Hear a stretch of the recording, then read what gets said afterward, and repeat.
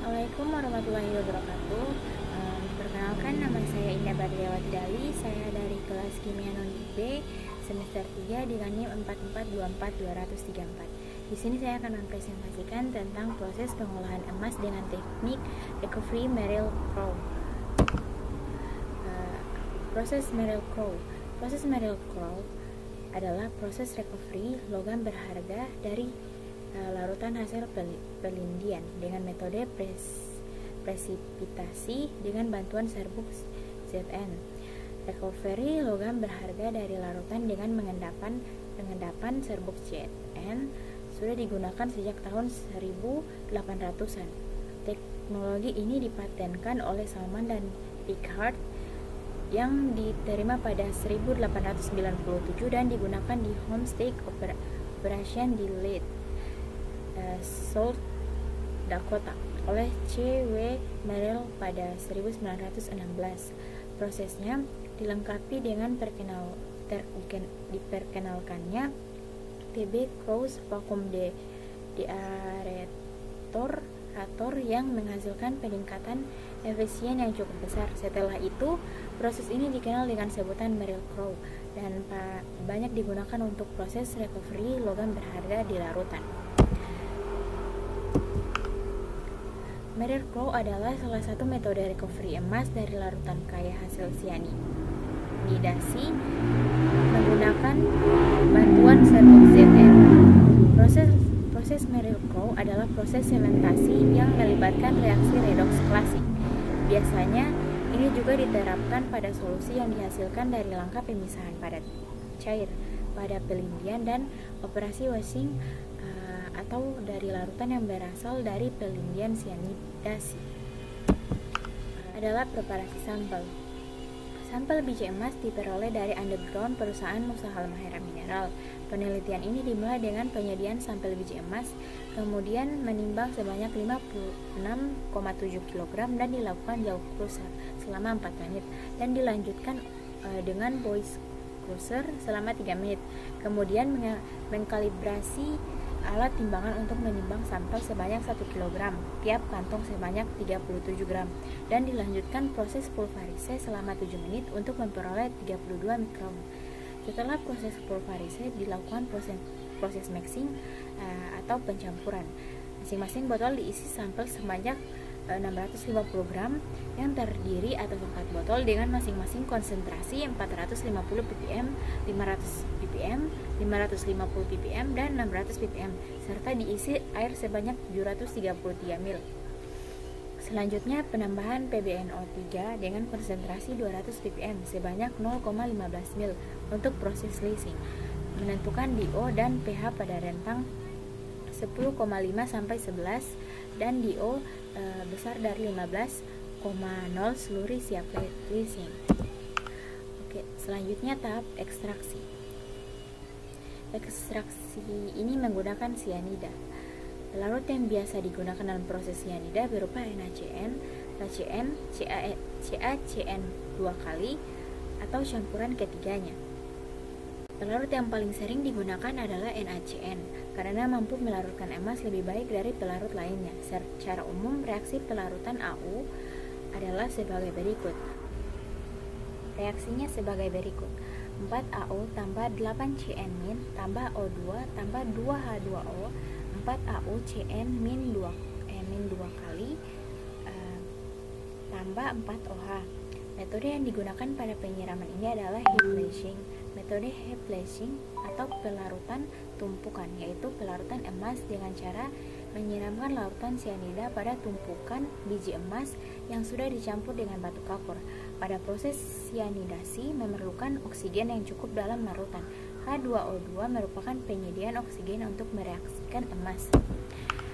Kapur hidrat ditambahkan untuk membuat pH alkalis untuk menghentikan pembentukan gas hidrogen sianida yang sangat beracun dan tidak dapat melindikan emas. H2O2 berfungsi sebagai oksidator. Emas kemungkinan terpisah melalui reaksi yang melibatkan H2O2 sebagaimana reaksi berikut.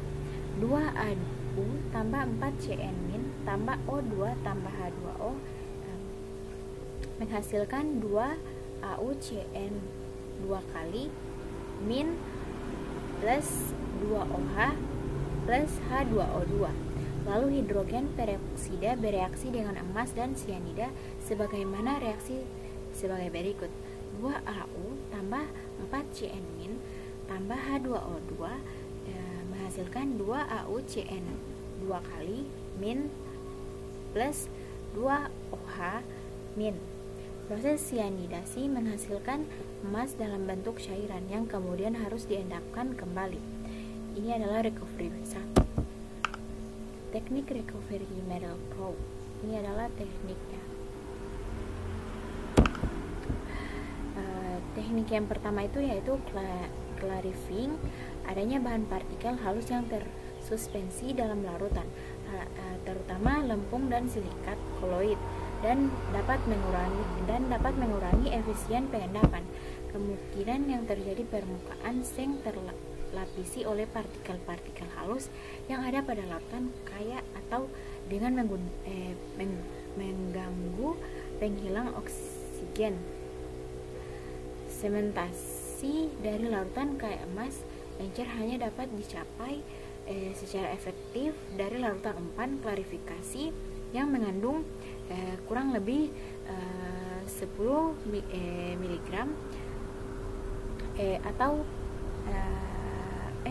10 mg per liter padatan tersuspensi, dan lebih optimal kurang lebih 5 mg per liter. Pada proses klarifikasi di mana larutan kaya difilter untuk memisahkan antara larutan dengan padatan tersuspensi. Untuk menghilangkan partikel yang tidak diinginkan, larutan unclarified disaring dengan press filter. Partikel akan menempel dan menggumpal pada disk filter yang terdapat DE.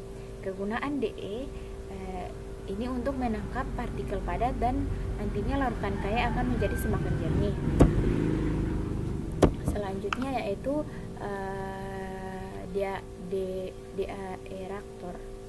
aerator. Larutan juga harus diubah menjadi konsentrasi oksigen terlarut kurang dari 1,0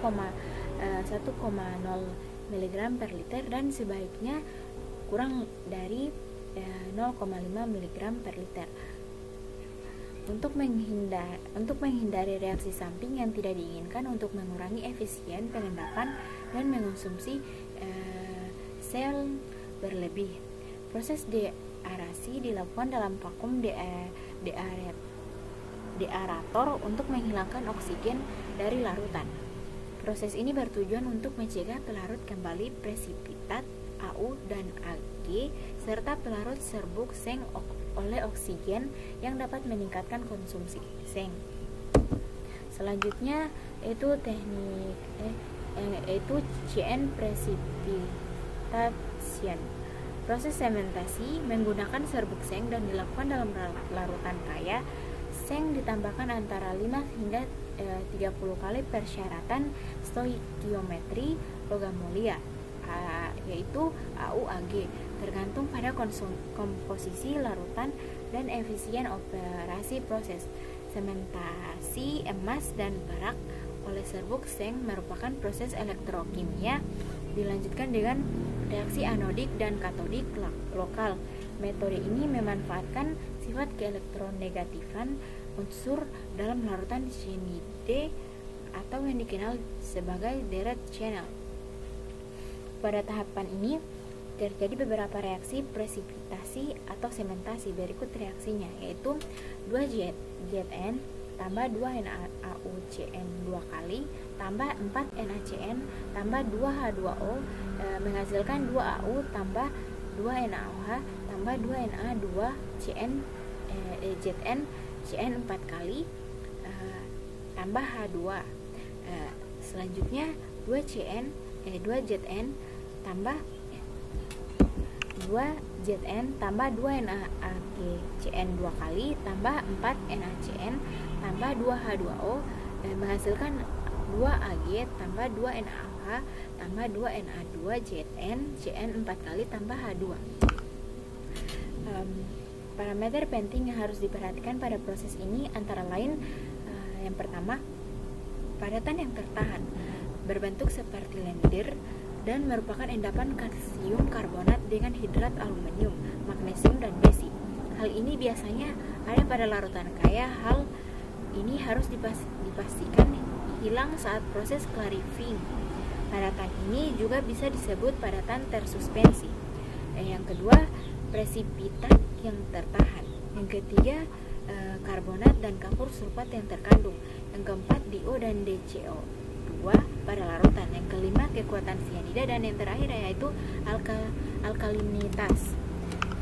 Selanjutnya, direct channel. Proses JN precipitation dilakukan berdasarkan direct channel. Deret ini dituliskan sebagai berikut, yaitu Li, K, Ba, Ca, Na, Mg, Al, Zn, Cr, Fe, Cd, Co, Ni, Sn, Pb, Sb, Bi, Cu, Hg, Ag, Pt, dan Au. Deret ini dibuat berdasarkan urutan aktivitas elektron logam dalam larutan sianida. Dengan urutan semakin ke kiri letak logam pada deretan channel, maka akan semakin mudah berikatan dengan larutan sianida. Yang keempat yaitu filter press. Setelah dilakukan sementasi dengan bantuan serbuk CN, menghasilkan larutan dan endapan yang kemudian dipisahkan di dalam filter press. Dalam operasi ini, proses akan memiliki beberapa filter yang ditekan secara paralel, sehingga satu filter dapat dibersihkan sementara yang lain tetap beroperasi, biasanya pada 5 hingga siklus 7 hari.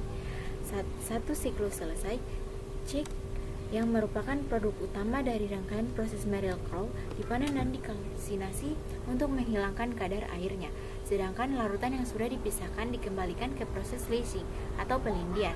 Larutan ini biasa disebut dengan barren solution. Berikut yaitu kelebihan dan kekurangan dari teknik recovery Merrill-Crowe ini.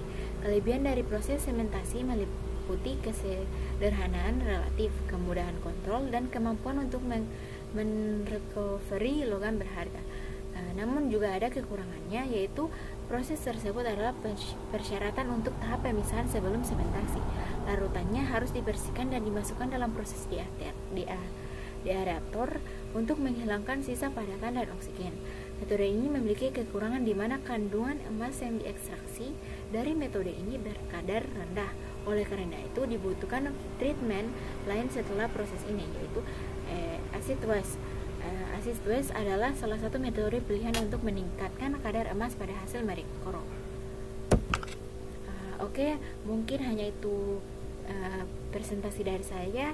Lebih dan kurangnya saya mohon maaf. Wassalamualaikum warahmatullahi wabarakatuh.